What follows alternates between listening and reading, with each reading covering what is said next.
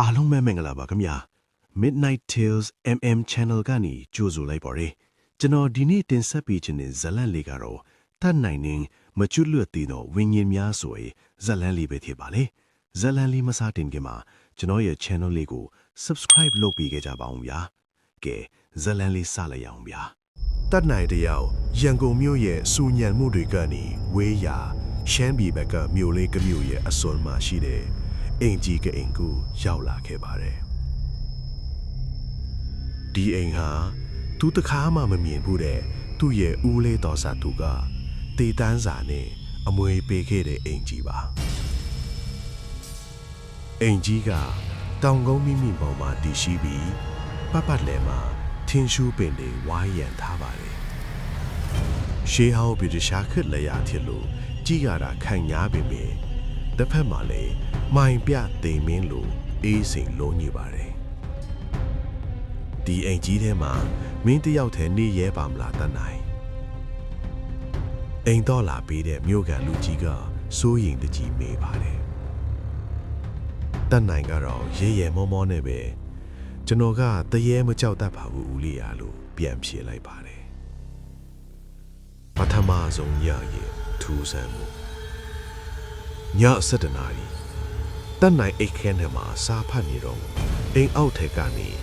ဒုံဆိုတဲ့အတန်ကြီးကိုကြားလိုက်ရပါတယ်တစုံတစ်ယောက်ကနေရန်ကိုတူနဲ့ထုနေတယ်လို့ပြောပါတတ်နိုင်ဓမီဆွဲပြီးအောက်ထပ်ကိုဆင်းကြည့်ပါတယ်ဘာမှမရှိဒါပေမဲ့အဲခန်းအလယ်မှာရှိတဲ့စပွဲပေါ်မှာသူအိမ်ထဲစဝင်တော့ကမရှိခဲ့တဲ့တစ်တာအဟောင်းတစ်လုံးရောက်နေတာကိုတွေ့လိုက်ရပါတယ်တစ်တာကတန်ကြီးတက်နေတဲ့တောခလောက်ကြီးနဲ့ပိတ်ထားပါတယ်ထူးဆန်းတာကအဲ့ဒီတစ်တာစီကနေတုတ်ဆိုပြီးနှလုံးခုန်တန်းလို့အတန်မျိုးခတ်တိုးထွက်နေတာပါတနိုင်ကြောက်စိတ်ကိုထိန်းပြီးတစ်တာကိုအနာသွားကြည့်ပါတယ်အဲ့ဒီအချိန်မှာပဲအိမ်အပေါ်တက်ကနေမိန်းကလေးတယောက်ရဲ့တိုးညင်းနဲ့ငိုထမ်းကိုကြားလိုက်ရပြန်တယ်ကဲပါကျမကိုကဲကြပါအတန်ကအပေါ်ထက်ကလာတာလားတစ်တာတွေကထွက်လာတာလားဆိုတာခွေးရှားလို့မရတော့ဘူးတနိုင်တစ်တာကိုခွင့်ကိုကြိုးစားစေပါပဲသူ့နောက်ကျောစီကနေအေးစိတ်နဲ့လေးဘူးတစ်ချက်ဖြတ်တိုက်သွားပါတယ်သူလွယ်ကြည့်လိုက်တဲ့အခါလှေကိုင်းချီရင်မှာခြေတော့မပါပဲလေထဲမှာဝဲနေတဲ့အမြဲရောင်အရေးကြီးတစ်ခုကသူ့ကိုစိုက်ကြည့်နေတာကိုမြင်လိုက်ရပါတော့တယ်တနိုင်ဟာတကားစီကိုခြေလမ်းပြင်လိုက်ပြီးမှဒိုင်ရီကျဲကနောက်ဆုံးစာမျက်နှာကိုမျက်စိအောက်ရောက်သွားပါတယ်အဲ့ဒီမှာတွေးနဲ့ရေးထားတဲ့စာတစ်ချောင်းကသူ့အတန်ကိုမယုံနဲ့သူကအတန်သူ့ပတ်တတ်တယ်တနိုင်တကားလက်ကင်ကိုကင်ထားတဲ့လက်ကိုဖြည်းဖြည်းချင်းပြန်ရုပ်လိုက်ပါတယ်အပြင်ကအတန်ကတော့ပိုပြီးကြေလောင်လာတယ်တနိုင်ငါ့ကိုယုံစမ်းပါမင်းအဲ့ဒီတစ်တာကိုဖွင့်လိုက်ရင်တအိမ်လုံးကျိန်စာတင်းတော်မှာအခုချက်ချင်းတကားဖွင့်ပေးအတန်ကဦးလေးကြီးရဲ့အတန်နဲ့တပုံစံတည်းဖြစ်ပေမဲ့တနိုင်တက်မီးနဲ့တကားအောက်ချီကဟာကွက်လေးကိုငုံကြည့်လိုက်တဲ့အခါသူ့သွေးတွေခဲသွားပါတယ်တကားအပြင်ဘက်မှာရက်နေတာကလူချီတော့မဟုတ်ပဲရှည်လျားပြီးအမွေးအမြန်တွေနဲ့ဖုံးလွှားနေတဲ့တရိတ်ဆန်ချီတော့လူခြေနှစ်ဖက်ဖြစ်နေလို့ပါတနိုင်အနောက်ကိုဆုတ်လာရင်စပွဲပေါ်ကဒိုင်ယာရီကိုအားကိုးတကြီးပြန်ဖတ်ပါတယ်ဒိုင်ယာရီရဲ့နောက်ဆုံးမှာ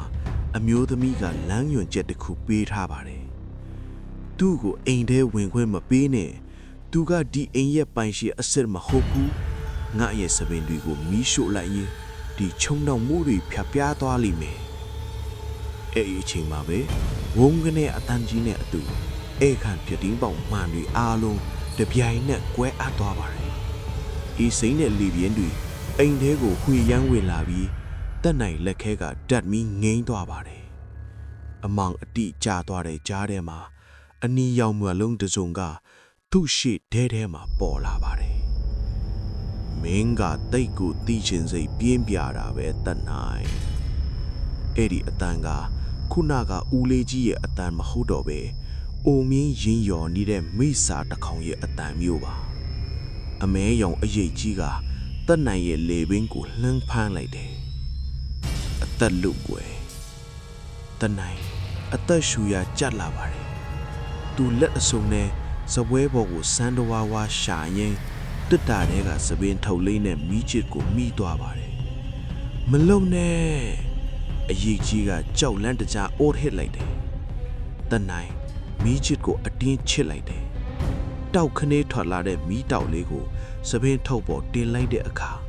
ဝုန်းဆိုတဲ့အတန်းနဲ့အတူစိမ့်ဖန်းဖန်းမီးတောက်ကြီးတွေထတောက်လာပါတော့တယ်မီးတောက်တွေကြားထဲကနေအမျိုးသမီးတစ်ယောက်ရဲ့ပုံရိပ်ကပြုံးလျက်ပေါ်လာပြီးအမဲရောင်အရေးကြီးကိုအတင်းဆွဲခေါ်သွားပါတယ်တအိမ်လုံးတုံခါနေပြီးနေရန်တွေကနေသွေးလိုမျိုးအနီရောင်အရေးတွေစီးကြလာပါတယ်တနိုင်မျက်လုံးတွေကိုတင်းတင်းပိတ်ပြီးတတိလေးသွားပါတော့တယ်မနက်ခင်းရောက်တဲ့အခါတနိုင်နိုးလာတော့သူကအိမ်ကြီးရဲ့အပြင်ပါမျက်ခင်းပြင်ပေါ်မှာရောက်နေတာကိုတွေ့ရပါတယ်အိမ်ကြီးကိုကြည့်လိုက်တော့လွန်ခဲ့တဲ့ညကဖြစ်ပျက်ခဲ့တဲ့ပျက်စီးမှုတွေတစ်ခုမှမရှိပဲပုံမှန်အတိုင်းအေးချမ်းနေပါတယ်ဒါပေမဲ့တက်နိုင်ရဲ့အိတ်ကတ်ထဲမှာအခုခုလေးနေသလိုခံစားရလို့နှိုက်ကြည့်လိုက်တဲ့အခါသူမီးရှို့လိုက်တဲ့စပင်ထုတ်လေးနဲ့ဒိုင်ယာရီစာအုပ်လေးကအကောင့်အတိုင်းပြန်ပါလာပါတယ်ဒိုင်ယာရီရဲ့နောက်ဆုံးစာမျက်နှာမှာစာတစ်ကြောင်အသစ်တိုးနေတာကိုတွေ့လိုက်ရတယ်ကြည်ကျူးတင်ပါတယ်တက်နိုင်အခုတော့ငါမင်းနဲ့အတူအမြဲရှိနေတော့မယ်တက်နိုင်နောက်ကိုလှည့်ကြည့်လိုက်တဲ့အခါဘယ်သူမှမရှိပေမဲ့သူ့ရဲ့အရေးကတော့ထူးထူးခြားခြားလူနှစ်ယောက်စာဖြစ်မိတာကိုထိတ်လန့်ဖွယ်မြင်တွေ့လိုက်ရပါတော့တယ်အိမ်ကြီးကနေထွက်လာခဲ့ပြီးနောက်ပိုင်းတက်နိုင်ရဲ့ဘဝဟာအရင်လိုမဟုတ်တော့ပါဘူးသူပဲသွားဘာလို့သူ့နောက်မှာလူတယောက်အမြဲရှိနေတယ်လို့ခံစားချက်ကဖျောက်ပစ်လို့မရနိုင်အောင်ဖြစ်နေပါတယ်အဆိုးဆုံးကတော့နေရောင်အောက်ရောက်တဲ့အခါပါသူ့ရဲ့ခြေပြားကနေထွက်နေတဲ့အရေးဟာတခါတရံမှာသူ့ရဲ့လှုပ်ရှားမှုနဲ့မတူပဲတီးခြားလှုပ်ရှားနေတတ်ပါတယ်ဥပမာတက်နိုင်ကငင်ရက်နေပြီမဲ့သူ့အရေးကတော့လက်ကိုဆန့်ထုနေတာမျိုးဒါမှမဟုတ်ခေါင်းကိုစောင်းကြည့်နေတာမျိုးပါငါယူနေတာလားဒါမှမဟုတ်အဲ့ဒီအမျိုးသမီးကတကယ်ပဲငါစီမှာကတ်နေတာလားတနိုင်မှုကိုပြန်ရောက်လာပြီမဲ့အိတ်မပျော်တဲ့ညာပေါင်းများစွာကိုဖျက်တိုင်းနေရပါတယ်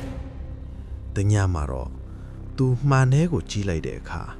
သူ့ရဲ့မျက်လုံးထဲမှာသူ့ပုံရိပ်တင်မကားပဲဖြူဖြော့တဲ့အမျိုးသမီးတစ်ယောက်ရဲ့မျက်နှာခဏလေးပေါ်လာတာကိုမြင်လိုက်ရပါတယ်ဝိညာဉ်ဤတောင်းဆိုချက်အဲ့ဒီညမှာပဲတက်နိုင်အိမ်မက်မဲ့ပါတယ်အိမ်မက်ထဲမှာခုနကအမျိုးသမီးကပေါ်လာပြီးသူ့ကိုငိုယိုးကပြောပါတယ်တက်နိုင်ငါ့ကိုကယ်ခဲ့တာကျေးဇူးတင်ပါတယ်ဒါပေမဲ့ငါရဲ့ခန္ဓာကိုယ်အစိပ်ပိုင်းတစ်ခုကအဲ့ဒီအိမ်ကြီးရဲ့မြေရောက်ခန်းထဲမှာကြံနေခဲ့သေးတယ်အဲ့ဒါကိုမဖျက်ဆီးသေး၍ငါဝိညာဉ်ကဒီကဘာကနေထွက်သွားလို့မရဘူးငါစီမှာပဲကတ်နေရလိမ့်မယ်တနိုင်လန့်နိုးလာတဲ့အခါသူ့ရဲ့အခန်းထဲမှာသွေးနဲ့ရေထားသလိုမျိုးစလုံးကြီးတွေကိုတွေ့လိုက်ရပါတယ်ပြန်သွားပါမြေရောက်ခန်းကိုပြန်သွားပါမလွဲသမွေပြန်ရမိခီတနိုင်ကြောက်တော်လေသူ့အရေးသေးကဒီဝိညာဉ်ကြီးနဲ့အတလုံးအတူမနေနိုင်တာကြောင့်အဲ့ဒီအိမ်ကြီးကိုပြန်ဖို့ဆုံးဖြတ်လိုက်ပါတယ်သူမျိုးခံလူကြီး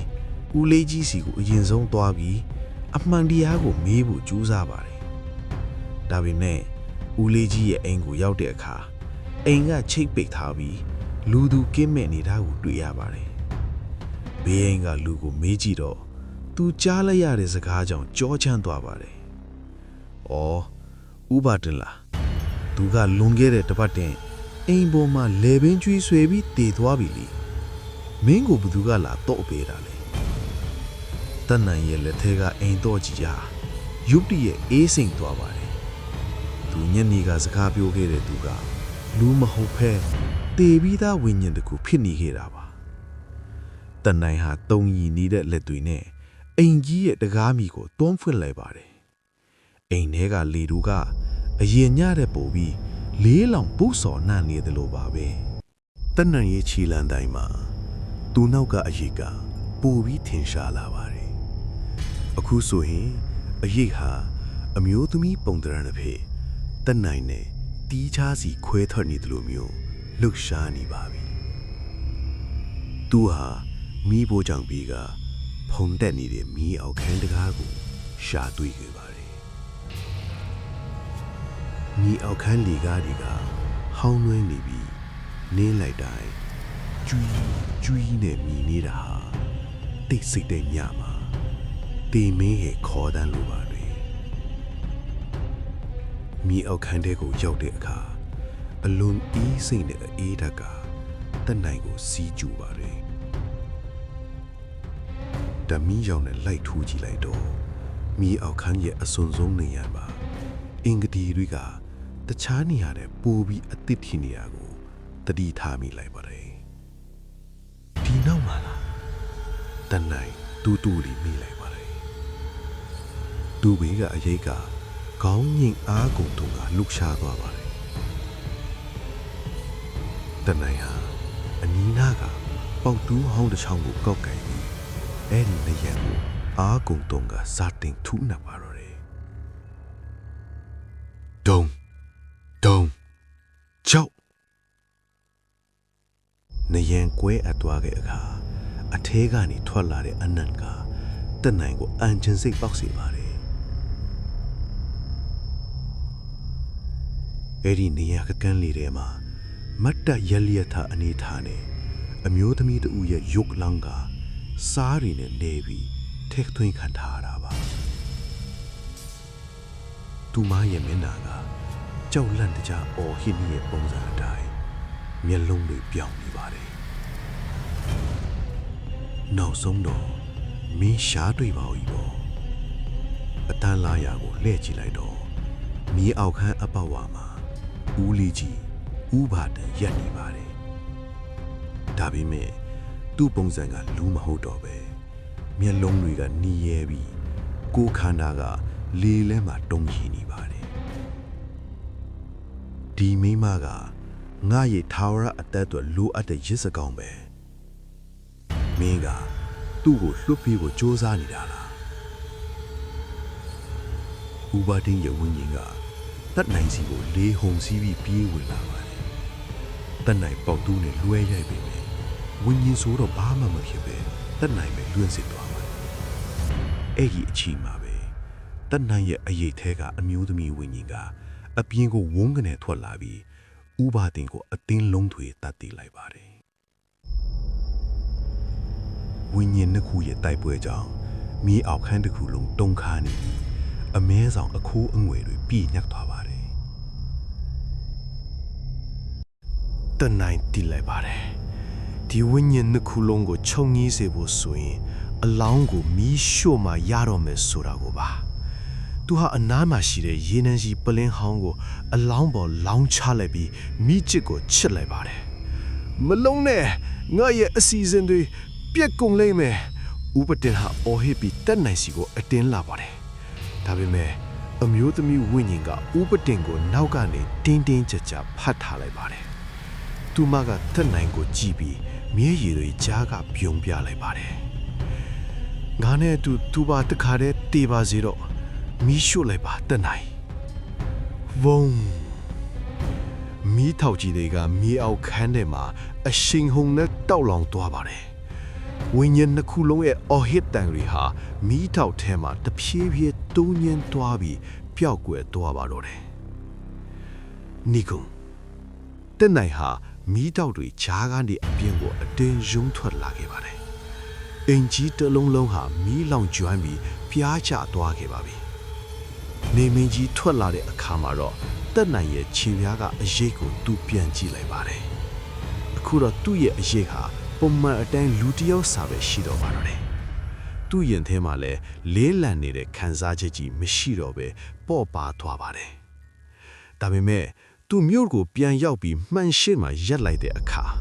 သူ့ရဲ့ပခုံးပေါ်မှာဖြူဖြော့တဲ့လက်ချောင်းလေးတစ်ချောင်းရဲ့အမှတ်အသားကတတူးထိုးထားတယ်လို့မျိုးထာဝရကြံရှိနေတာကိုတွေ့လိုက်ရပါတယ်သူမကလွတ်မြောက်သွားပြီမဲ့သူ့ကိုကယ်တင်ခဲ့တဲ့အမှတ်အသားအနေနဲ့တခုခုခြံထားခဲ့တာလားဒါမှမဟုတ်နောက်ထပ်ဇလန့်တပုတ်ရဲ့အစလားဆိုတာတော့တက်နိုင်ပဲသိပါလိမ့်မယ် ဇလန်းလေးကတော့ဒီလောက်ပါပဲခင်ဗျာနောက်နေ့တွေမှာလည်းပို့ပြီးတော့စိတ်ဝင်စားစရာကောင်းတဲ့ဇလန်းလေးတွေကိုတင်ဆက်ပေးအောင်ပါမို့လို့ကျွန်တော်ရဲ့ channel လေးကို like and subscribe လေးနှိပ်ပေးကြပါဦးဗျာအားလုံးပဲမင်္ဂလာညချမ်းလေးကြပါစေ good night ပါ